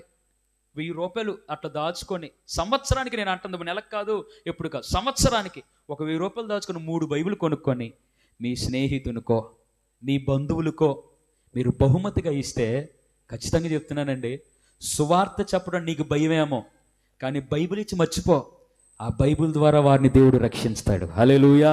ఆ కృప దేవుడు ఇచ్చునుగాక. ఏంటి బైబిల్ గ్రంథం ప్రాముఖ్యత, బైబిల్ గొప్పతనం ఏంటి అనేది మనం ఆలోచన చేస్తే, ద బెస్ట్, ఎట్లాగంటే నాకు చాలా హ్యాపీ అనిపించిన ఒక విషయం చెప్తా. బైబిల్ గొప్పతనం ఏంటంటే, అదేంటంటే రీసెంట్గా ఎట్లాగంటే ప్రధానమంత్రి గారు రెండోసారి ఇప్పుడు గెలిచారు కదా మోడీ గారు. ఫస్ట్ సారి గెలిచిన కొన్ని సంవత్సరాలకి జరిగింది ఈ విషయం, 2-3 సంవత్సరాలకు అనుకుంటా. ఏమైందంటే, అది మన ప్రధానమంత్రి మోడీ గారు ఇశ్రాయేలు ప్రధాని అయిన బెంజమిన్ నెతన్యహూ అనే ప్రధానమంత్రికి 3 రకాల బహుమతులు ఇచ్చాడు. అది చాలా వైరల్ అయిపోయింది. అది నేను చెప్పేదంతా రుజువులతో చెప్తున్నా, మీకు ఫ్రీగా ఉన్న టైంలో జస్ట్ నెట్లో చూసుకుని ఉంటుంది, గూగుల్లో సెర్చ్ చేయండి. అదేంటంటే, మన ప్రధానమంత్రి మోడీ గారు, ఆ ప్రధానమంత్రి గారు 3 రకాలైన బహుమతులు మన భారతదేశంలో నుండి వెలికి తీసి బెంజమిన్ నెతన్యహూ అనబడుతున్న ఇశ్రాయేల్ ప్రధానమంత్రికి ఇచ్చాడు. ఎందుకంటే ఇశ్రాయేల్ దేశానికి మన దేశానికి మిత్రత్వం ఉంది కాబట్టి, స్నేహం ఉంది కాబట్టి సంతోషపెట్టడానికి ఇచ్చాడు. ఆ 3 బహుమతులు ఏంటో తెలుసా? నెంబర్ 1, మొట్టమొదటిది ఏంటి అని అంటే, భారతదేశంలో 2000 సంవత్సరముల చరిత్ర కలిగిన యూదుల చరిత్రకు సంబంధించిన కళాఖండాలు ఇచ్చాడు. ఏమిటి? నెంబర్ 1, కేరళలో కొచ్చి అనే ప్రాంతములో యూదులు, లేదా భారతదేశానికి తోమా గారు వచ్చారు కదా సువార్త ప్రకటించడానికి, ఆ తోమా గారు అతనితో పాటు కొంతమంది యూదులు వచ్చారు. వీళ్ళు వాడిన రాగి పలకలను బహుమతిగా ఇచ్చాడు. అది మొదటి బహుమతి. రెండవ బహుమతి ఏంటంటే, భారతదేశంలోనే యూదులు, వారితో పాటు వచ్చిన యూదులు వ్యాపారాలను తెలిపే, వాళ్ళ యూదులు ఎటువంటి వ్యాపారాలు చేసేవారు, ఆ వ్యాపారాల బ్యాక్గ్రౌండ్ ఏంటి, వ్యాపారాల్లో ఉన్న మిస్టరీ ఏంటి, ఈ మిస్టరీలను తెలిపే డాక్యుమెంట్ అన్నమాట. ఈ డాక్యుమెంట్తో కూడిన రాగి పలకలను బహుమతిగా ఇచ్చాడు. మూడవ బహుమతి ఇంకా ఇంపార్టెంట్. అదేంటంటే, ఈ కేరళలోనే, మన భారతదేశంలోనే యూదుల సంఘం విరాళంగా ఇచ్చిన తోరా, ధర్మశాస్త్రం అన్నమాట. 5 కాండాలు ఉంటాయి కదా, ఈ ధర్మశాస్త్రం బంగారంతో పోత పూసిన కిరీటాన్ని ఇచ్చాడు. దేవునికి స్తోత్రం కలుగునుగాక. ఈ 3 రకాలైన బహుమతులు ఇచ్చాడు. ఇందులో సంతోషమైన వార్త ఏంటో చెప్పనా, నాకు హ్యాపీగా అనిపించిన వార్త ఏంటో చెప్పనా, ఒక్కొక్కడు నోటుకొచ్చినట్టు ఆగుతున్నాడు దేవుడు అంటే ఎరుగని వాళ్ళు. దేవుని గ్రంథాన్ని విమర్శించే వాళ్ళకి ఒక గొప్ప మాట ఏంటి అని అంటే, బ్రిటిష్ వాళ్ళు తీసుకొచ్చిన మతం అని వాగేవాడు ఉంటాడు చూడండి, తెల్లదొరలు తీసుకొచ్చిన మతం అని వాగేవాడు ఉంటాడు చూడండి. ప్రధానమంత్రి మోడీ గారే తేల్చి చెప్పిన మాట. బ్రిటిష్ వాడు కాదు, 2000 సంవత్సరాల క్రితమే యేసు ప్రభు వారి శిష్యుడైన తోమా ద్వారా ఈ యొక్క భారతదేశానికి సువార్త వచ్చింది. హల్లెలూయా! ఎవడో బ్రిటిష్ వాడు తీసుకురావటం కాదు, 2000 సంవత్సరాల క్రితమే సువార్త ఈ ఇండియాలో వచ్చిందన్న సత్యాన్ని ఆయన ఇచ్చిన బహుమతుల ద్వారానే తెలియజేశాడు. ప్రతి వ్యక్తిని ఆలోచింపజేసే 3 ప్రశ్నలు ఖచ్చితంగా ఉంటాయి. మొట్టమొదటిది ఏంటంటే, నేను ఎక్కడి నుండి వచ్చాను. రెండవది, నేను ఇక్కడ ఎందుకు ఉన్నాను. 3, చచ్చిపోతే ఎక్కడికి వెళ్తాను. మొట్టమొదటి ప్రశ్న ఏంటి? నేను ఎక్కడి నుండి వచ్చా. దీనికి సైన్స్, సామాన్య శాస్త్రం సమాధానం వెతికే పనిలో ఉంది. ఎప్పటికీ వెతుకుతుంది, సమాధానం దొరకలా. రెండవది, నేను ఎక్కడ ఎందుకు ఉన్నాను, నేను ఎందుకు జీవిస్తున్నా ఈ లోకంలో. ఈ భూలోకంలో నేను పుట్టడానికి కారణం ఏంటి? స్పర్మ్ కౌంట్లో కొన్ని కోట్ల శుక్రకణాలు ఉంటే, ఈ వీర్యంలో ఉన్న ఇన్ని కోట్ల శుక్రకణాల్లో ఒకే శుక్రకణం స్త్రీ అండంతో కలిస్తే మనం పుట్టాం. మరి ఇన్ని కోట్ల మందిని దేవుడు కాదనుకొని నన్ను ఈ భూలోకంలో ఎందుకు పుట్టించాడు, నేను ఇక్కడ ఎందుకున్నాను అనే ప్రశ్నకి తత్వజ్ఞానము, తత్వశాస్త్రము సమాధానం కోసం పోరాడుతూ ఉంది. అయినా లాభం లేదు. మూడోది, నేను ఎక్కడికి వెళ్తాను. చచ్చిపోతే ఎక్కడికి వెళ్తాం? వైద్యశాస్త్రము, సైన్సు, అన్ని రకాల ప్రయత్నాలు జరుగుతున్నాయి, ఎవడో సమాధానం చెప్పట్లా. అద్భుతం ఏంటి చెప్పనా? నువ్వెక్కడి నుండి వచ్చావో, ఇక్కడ ఎందుకున్నావో, తర్వాత ఎక్కడికి వెళ్తావో, 3టికి ఖచ్చితమైన సమాధానం ఈ ప్రపంచంలో బైబిల్ గ్రంథంలో తప్ప వేరే దానిలో లేదు. హల్లెలూయా! అందుకు నా యొక్క పరిశుద్ధ గ్రంథం గొప్పది. ఈ పరిశుద్ధ గ్రంథం గొప్పది. ఇంకా చెప్పాలంటే దేవుని నమ్మిన శాస్త్రవేత్తలు ఉన్నారు, టైం లేదు కాబట్టి నేను చదవట్లా. జీవశాస్త్రానికి పితామహుడు, రసాయన శాస్త్రానికి పితామహుడు, ఇంకేవో శాస్త్రాలు ఉన్నాయండి, మనకు తెలియని శాస్త్రాలు బోల్డని ఉన్నాయి, దగ్గర 17 ఉన్నాయి. ఈ 17 శాస్త్రాలు ఆ పితామహుడు క్రీస్తుని నమ్మినవారు, దేవుని వాక్యాన్ని చదివేవారు. సో అంతే, బైబిల్ గ్రంథం అంత గొప్పది. తర్వాత ఇంకెంత గొప్పదని నేను చెప్పాలనుకుంటున్నానంటే, బరాక్ ఒబామా, జస్ట్ వాటి ప్రూఫ్స్ కూడా నేను చెప్తాను. ఒకప్పటి అమెరికా ప్రెసిడెంట్ అయిన అబ్రహాం లింకన్ యొక్క బైబిల్ని బరాక్ ఒబామా 2009వ సంవత్సరంలో, 2013వ సంవత్సరంలో ప్రధానమంత్రిగా, ప్రెసిడెంట్గా ఎన్నికైనప్పుడు ప్రమాణ స్వీకారం చేయటానికి అబ్రహాం లింకన్ వాడిన బైబిల్ గ్రంథాన్ని పట్టుకున్నాడు ఆయన. అది పట్టుకునే ప్రమాణం చేశాడు. ఎందుకు? తర్వాత జనవరి 20వ తారీఖు 2017వ సంవత్సరం, 2017 జనవరి 20వ తారీఖున డొనాల్డ్ ట్రంప్ అమెరికా ప్రధానమంత్రిగా అయినప్పుడు ఆయన అదే బైబిల్ మరలా తెప్పించుకొని మరి పట్టుకొని దాన్ని చదివి ప్రమాణం చేశాడు. ఎందుకు? ఒబామా గారు పరిపాలించినప్పుడు గొప్ప పరిపాలన, ఇశ్రాయేలుకి మంచి కార్యాలు జరిగాయి. ట్రంప్ గారు పరిపాలించినప్పుడు పరిపాలన బాగానే ఉంది, ఇజ్రాయేల్కి ముందు మంచి జరిగింది. ఆయన పటము కూడా కోరేష్ రాజుతో పాటుగా వాళ్ళ నాణేల మీద ముద్రించారు ఇశ్రాయేలీలు. ఎందుకు వీళ్ళ పరిపాలన అంత గొప్పగా ఉంది అని అంటే, ఆ బైబిల్ పట్టుకోవటం. ఇంతకు అబ్రహాం లింకన్ బైబిలే ఎందుకు కావాలన్నారు అని అంటే, అబ్రహాంగా లింకన్ వాడిన బైబిల్ $30, అంటే ఇప్పుడు మనం వాడేదానికంటే చీప్ అన్నమాట. కానీ ఇప్పుడు అది కొన్ని కోట్ల విలువ కలిగినది. అమెరికా ప్రెసిడెంట్లు సైతం తెప్పించుకొని మరి చదువుతున్నారు ఆ గ్రంథాన్ని. ఎందుకు అనంటే దానికి కారణం చెప్తున్నా వినండి. బైబిల్ గ్రంథం గొప్పదే.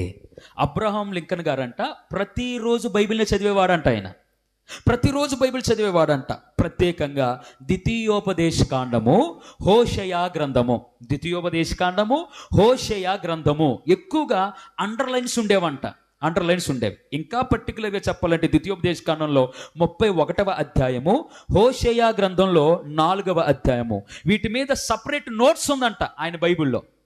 అంటే ఆ నోట్స్లో ఏముందో తెలుసా? పరిపాలనకు సంబంధించిన విషయాలు ఉన్నాయి.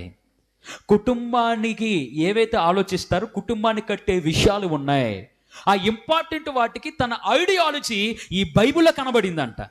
అతని పరిపాలన విధానము ఈ బైబిల్లో ఉందంట. అతను పరిపాలించడంలో విజయవంతం అవడానికి కారణం ఈ బైబిల్లో ఉందంట. అందుకే ఈ బైబిలే కావాలని కోరుకొని అతని ఐడియాలజీ అండర్లైన్ పెట్టుకున్న దాన్ని చదివి వాళ్ళు పరిపాలిస్తున్నారు. హల్లెలూయా! అంటే మనం గొప్ప వాళ్ళం కావాలన్నా, కుటుంబాన్ని ఎలా నిలబెట్టాలో తెలియాలన్నా, మన జీవితం ఎలా డెవలప్ అవ్వాలో తెలియాలన్నా, ఇతరులతో ఎలా మాట్లాడాలి, ఎలా మాట్లాడకూడదు, మన వ్యాపారం ఎలా వృద్ధి చేసుకోవాలి, మన జీవితం, మన మాట తీరు సమస్తము తెలియాలి అనన్న బైబిల్ గ్రంథమే గొప్పది. అంటే ఒక బైబిల్ గ్రంథాన్ని 135 కోట్లు పెట్టుకున్నారు. అమ్మా, నేను అందుకన్నా ఇంతకుముందు కోట్ల విలువ కలిగింది 100 రూపాయలకు వచ్చిందని అందుకన్నా 135 కోట్లు పెట్టి ఒక బైబిల్ గ్రంథాన్ని కొన్నాడు. ఎవరైనా అంటే బిల్ గేట్స్ ప్రపంచ ధనవంతుల జాబితాలో అతని పేరు ఖచ్చితంగా ఉంటుంది. మైక్రోసాఫ్ట్ యొక్క అధినేత బిల్ గేట్స్. ఎందుకు కొన్నాడు సార్ అనేది మనం ఆలోచన చేస్తే, జాన్ గుటన్బర్గ్ అనే ఆయన ప్రింటింగ్ ప్రెస్ను కనుగొన్నాడు. అప్పుడు మొట్టమొదటిగా ముద్రించింది ఆ ప్రింటింగ్ ప్రెస్ మీద బైబిల్ను ముద్రించాడు. అలాగా 118 కాపీలు 118 బైబిల్ని రూపొందించాడు లాటిన్ భాషలో. ఒరిజినల్ ట్రాన్స్లేషన్ ద్వారా అయిన లాటిన్ భాషలో 118 చేశాడు. అందులో కొన్ని పాడైపోతే 4 మిగిలాయి. అవన్నీ ఎక్కడ ఉన్నాయి, ఆ 118 ఏ దేశాల్లో ఉన్నది అన్నది కూడా లిస్ట్ ఉంది. ఒకవేళ మీకు తెలుసుకోవాలని ఆశ ఉంటే జస్ట్ నన్ను అడగండి, మీకు అవి నేను పంపిస్తాను. అవన్నీ నేను ఇప్పుడేం చెప్పట్లా. కానీ అందులో 1-2 మిగిలిపోయాయి. ఒకదాన్ని వేలం పాటకు వేస్తే 135 కోట్లు పెట్టుకున్నాడు ఆ బైబిల్ని. ఎందుకు కొన్నారు సార్ అని అడిగితే ఆయన ఏమన్నాడు తెలుసా? బైబిల్ గ్రంథం అంటే నాకు ఇష్టం, నా వ్యాపారం కొన్ని కోట్లకు పడగెత్తింది అని అంటే దానికి కారణం బైబిల్ గ్రంథమే. బైబిల్ గ్రంథంలో ఉన్న అంశాలనే నేను పాటించాను, డెవలప్ అయ్యా. అయితే ఇప్పుడు నా ఆశ ఏంటంటే, ఒరిజినల్ ట్రాన్స్లేషన్లో నుండి వచ్చింది కదా లాటిన్ భాష, నా గ్రంథములో లేనివి కూడా ఆ గ్రంథంలో ఏవో ఉంటాయి. నా గ్రంథంలో చిన్న చిన్న అచ్చులు తప్పున్నా ఆ గ్రంథంలో కరెక్ట్గా ఉంటాయి. ఆ ఒక్క ఆలోచనతోనే 135 కోట్లు పెట్టి నేను కొన్నాను అని చెప్పాడంట. అంటే గ్రంథానికి ఎంత విలువ ఇస్తున్నాడో మనం ఆలోచన చేయాలి. ఇంకొక గ్రంథం ప్రస్తుతానికి వేలం పాటలో ఉంది. ఎంతో తెలుసా? 200 కోట్ల రూపాయలు. కావాలంటే కొనుక్కోండి. తర్వాత 7th క్వశ్చన్, 7వ ప్రశ్న, బైబిల్ ఎలా చదవాలి? మీరైతే ఎలా చదువుతారు? ఏమన్నా రోజుకొక అధ్యాయం లేకపోతే 2-3 ఇట్లా చదువుతాం. సో ఇది కాదు చదివే విధానం. బైబిల్ గ్రంథం చదివేటప్పుడు మనం ఎలా చదవాలి, బైబిల్ని ధ్యానించేటప్పుడు ఎలా ధ్యానించుకోవాలి? 3 ఫ్యాక్టర్స్ ఉన్నాయి, 3 ఫ్యాక్టర్స్ ఉన్నాయి. నెంబర్ 1, ముందుగా ఒక వాక్యం మనం చదువుకుందా. యెషయా గ్రంథం 34వ అధ్యాయం 16వ వచనం చదవండి. యెహోవా గ్రంథమును పరిశీలించి చదువుకొనిడి, దేవుడికి స్తోత్రాలు కలుగునుగాక. దేవుని యొక్క గ్రంథాన్ని ఎలా చదవాలంట? నేను చెప్తున్న మాట కాదు, దేవుని లేఖనమే చెప్తుంది. పరిశీలించి చదువుకోవాలి, దానిని పరిశీలించి చదవాలి. పరిశీలించడం అంటే ఎలాగా? సింపుల్గా ఒక మాటలో చెప్పనా, సిబిఐ ఆఫీసర్ లాగా చదవాలి. అంటే ఏ చిన్న క్లూను కూడా మనం పోనివ్వకూడదు, ఏ చిన్న మాటని దీవెనను కూడా పోనివ్వకూడదు. పరిశీలించి బైబిల్ గ్రంథాన్ని చదవాలి. యెషయా గ్రంథం 28వ అధ్యాయం 13వ వచనం చదవండి. అక్కడ లాస్ట్లో ఉంటుందండి, చదువుతున్నది. ఆజ్ఞ వెంబడి ఆజ్ఞ, ఆజ్ఞ వెంబడి ఆజ్ఞ, సూత్రము వెంబడి సూత్రము, సూత్రము వెంబడి సూత్రము, కొంత ఇచ్చట కొంత అచ్చట, యెహోవా వాక్యము మీకు. అమ్మ చదివారా? అసలు ముందు తెరిచారు దాన్ని, వారిని కంప్లీట్ చేయరా హింట్ని? చెప్పండి. ఆజ్ఞ వెంబడి, తర్వాత మళ్ళా ఆజ్ఞ వెంబడి, సూత్రము వెంబడి, సూత్రము వెంబడి. మీ పని బాగుందండి. కొంత ఇచ్చట కొంత అచ్చట, యెహోవా వాక్యము మీకు వచ్చును. చూసారా? అంటే దేవుని వాక్యం ఎలా ఉందంట మనకి? కొంత ఎక్కడ ఉందంట, కొంత ఏమో అక్కడ. కొంత పాత నిబంధనలు దొరికిద్దంట, కొంత కొత్త నిబంధనలు దొరికిద్దంట. కొంత ఏమో ఆది కాండంలో దొరికిద్దంట, కొంత ఏమో యెహోషువలోనో రూతులోనో ఇట్లా దొరికిద్దంట. కొంత ఇచ్చట కొంత అచ్చట. అందుకే ఇది మనకు తెలియడానికి క్రోనలాజికల్ ఆర్డర్ అని పెట్టారు. బైబిల్ గ్రంథం కాలక్రమేణాగా వచ్చిన ప్రకారంగా రూపొందించబల్ల. పద్య భాగం ఒక రకంగా, ధర్మశాస్త్రం ఒక రకంగా, గద్య భాగం ఒకటి, తర్వాత కీర్తనలు కావ్య భాగం ఒకటి, సువార్తలు ఒకటి, పత్రికలు ఒకటి, ప్రకటన గ్రంథం. ఇలాగా ఈ బైబిల్లో చాలా ఉన్నాయి, అన్ని రకాలుగా విభజించారు. కానీ క్రోనలాజికల్ ఆర్డర్ వేరు. ఇప్పుడు 3 ఫ్యాక్టర్స్ అన్నా కదా, చదివేటప్పుడు మనం ఎలా చదవాలి? నెంబర్ 1 జస్ట్ నోట్ చేసుకోండి, టైం ఫ్యాక్టర్. మనం ఎలా చదవాలి, వేటిని వెంబడించాలంటే, 1 టైం ఫ్యాక్టర్, సమయాన్ని దృష్టిలో పెట్టుకొని చదవాలి. ఎలా? ఏ కాలంలో చెప్పబడింది. ఇప్పుడు మనం చదువుతున్న 1 అది ఏ కాలంలో చెప్పబడింది, తర్వాత ఏ కాలం వరకు అది వర్తించింది, ఏ కాలంలో జరుగుతుంది అనేది దృష్టిలో పెట్టుకోవాలి. ఉదాహరణకు ఒకటి చెప్పనా? ఉదాహరణకి ప్రవచనం ఏంటి? కన్య గర్భవతి అయి కుమారుని కొంటుంది. ఎక్కడుంది అది? పాత నిబంధన ప్రవక్తల గ్రంథంలో ఉంది. అది ఆ కాలంలో చెప్పబడింది. అది ఏ కాలంలో నెరవేరింది?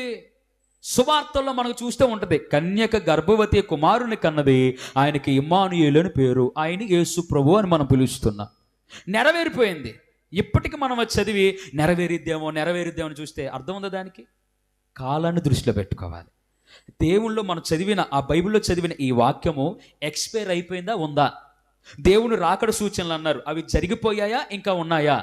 ఏదైనా ఒక వాక్యం, దావీదు చరిత్ర, అది అయిపోయిందా, ఉందా? టైం ఫ్యాక్టర్, కాలాన్ని దృష్టిలో పెట్టుకొని మన వాక్యాన్ని చదవాలి. సింపుల్గానే చెప్తున్నా, అర్థమైంది కదండి? అర్థమైతే స్తోత్రం చెల్లిద్దాం. రెండవదిగా కాంటెక్స్ట్ ఫ్యాక్టర్. కాంటెక్స్ట్, సందర్భం అని అంటారు.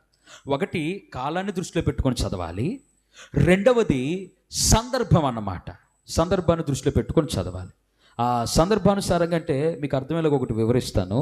ఇది తెలియాలి అని అంటే, సపోజ్ జంతువుల పేర్లు, భక్తుల పేర్లు, ఊరి పేర్లు ఉన్నాయి కదా, ఇట్లాగా సందర్భానుసారంగా అని అంటే ఎవరు ఏమని ఎవరితో మాట్లాడుతున్నారు, ఎవరు మాట్లాడుతున్నారు, ఏమని మాట్లాడుతున్నారు, ఎవరితో మాట్లాడుతున్నారు అనేది సందర్భం అన్నమాట.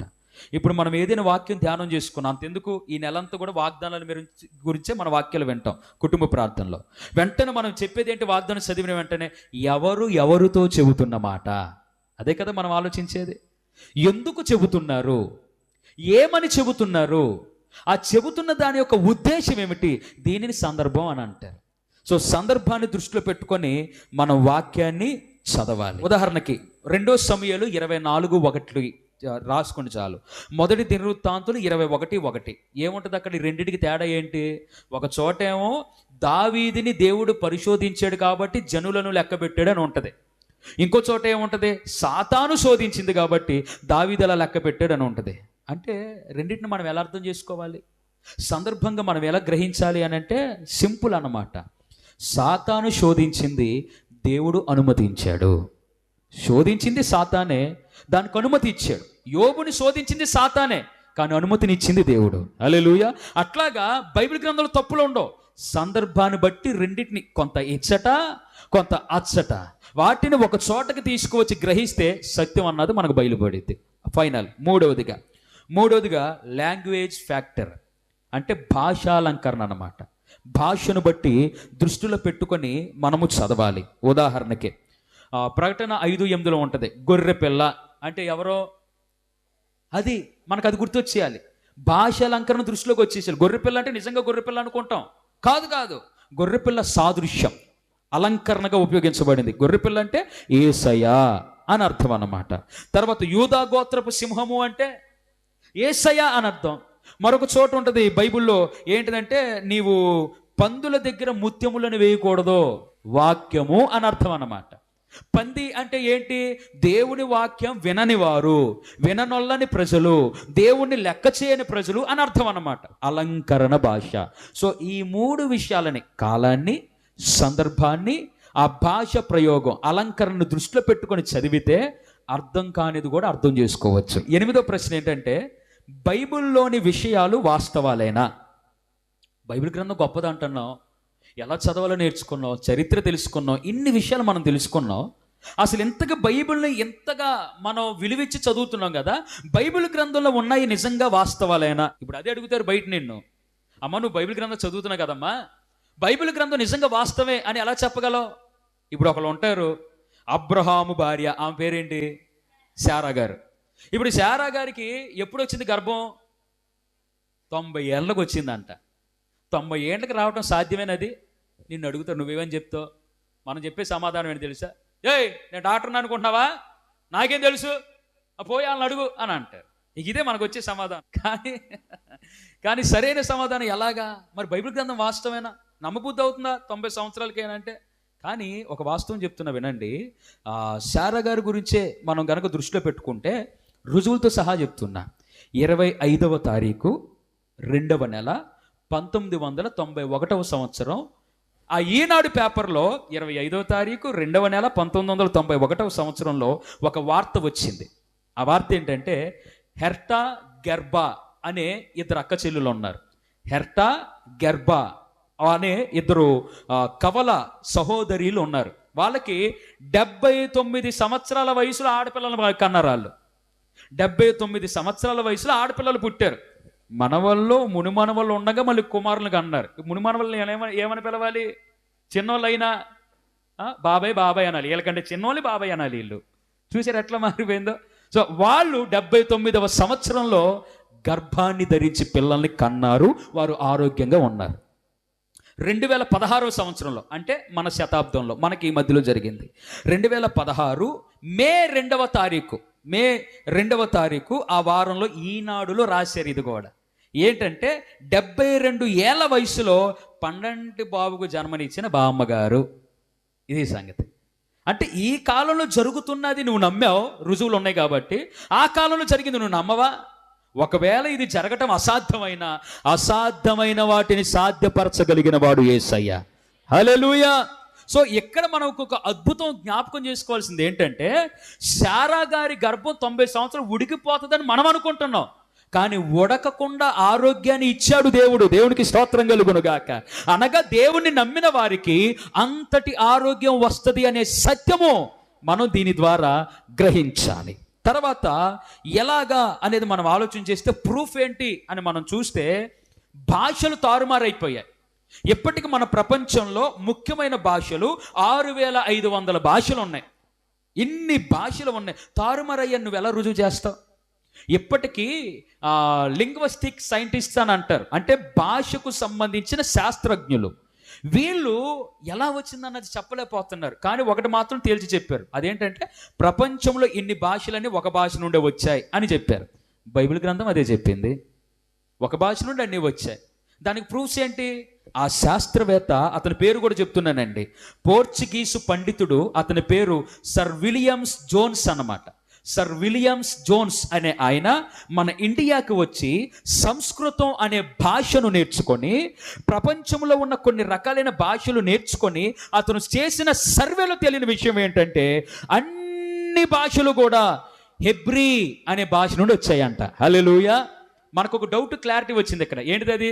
బాబేలు గోపురం దగ్గర భాషలు తారుమారయ్యాయి. మరి అంతకుముందు ఏ భాష? దేవుడు ఆదాముతో మాట్లాడింది ఏ భాషలో?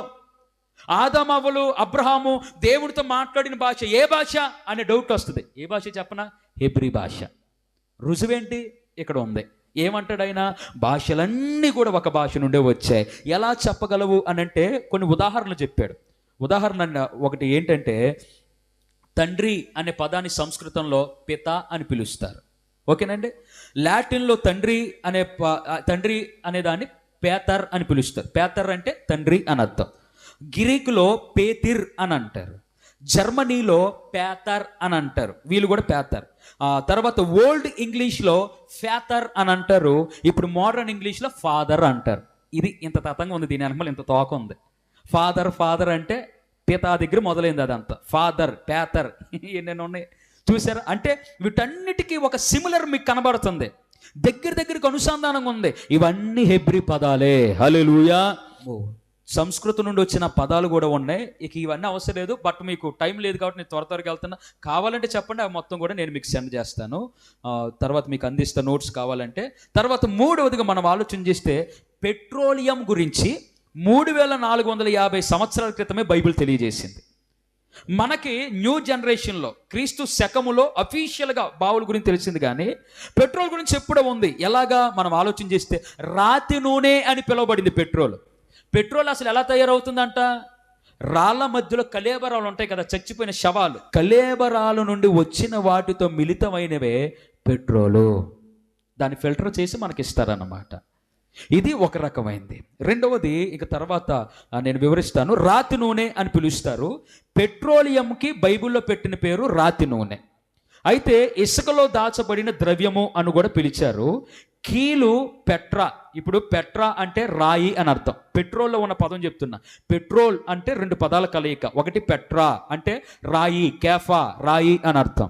తర్వాత ఓలియం అంటే నూనె, ఆయిల్ అనే పదం నుండి వచ్చింది. ఓలియం నూనె అంటే పెట్రోలియం అని అంటే రాతి నూనె.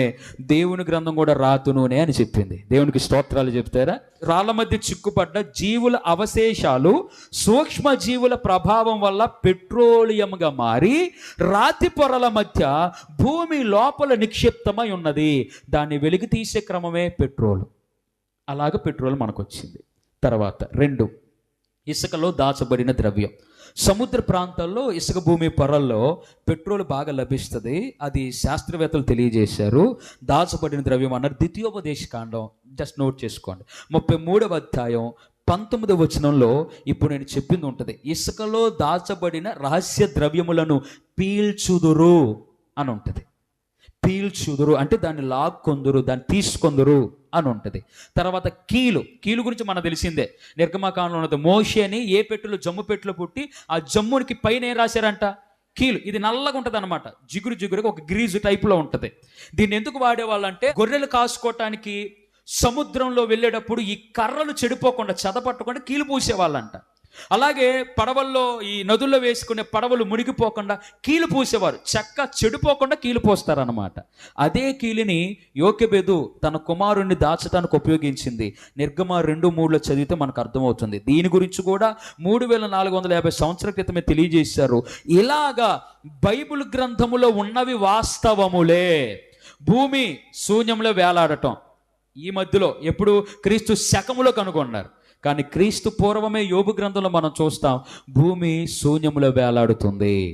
సూర్యుడు తనకు ఉన్న గ్రహాలన్నీ సౌర కుటుంబం ఒక బ్లాక్ హోల్ చుట్టూ తిరుగుతున్నాయి అన్నది శాస్త్రవేత్తలు ఈ మధ్య కనుగొన్నారు. హబుల్ టెలిస్కోప్ 1919th సెంచరీలో కనుగొన్నారు. కానీ క్రీస్తు పూర్వమే బైబిల్లో కీర్తనల గ్రంథము 19వ అధ్యాయంలో ఉంది ఏంటంటే, సూర్యుడు అతను ప్రయాణిస్తున్నాడంట. మనకు సూర్యుడు అక్కడే ఉన్నాడని తెలిసింది, కానీ కాదు. మన సౌర కుటుంబం అంతా కొన్ని వేల కిలోమీటర్ల స్పీడ్తో వెళ్తుందంట. ఏంటి? బ్లాక్ హోల్ దగ్గరికి. అదే కీర్తన 19లో ఉంది. ఇలా చెప్పుకుంటూ పోతే వందల ఆధారాలు ఉన్నాయి. సో ఫైనల్గా నేను కంక్లూడ్ చేయాలనుకుంటున్నా, ఈ గ్రంథము సత్యమైన గ్రంథం. స్తోత్రం చెప్తారా? హల్లెలూయా.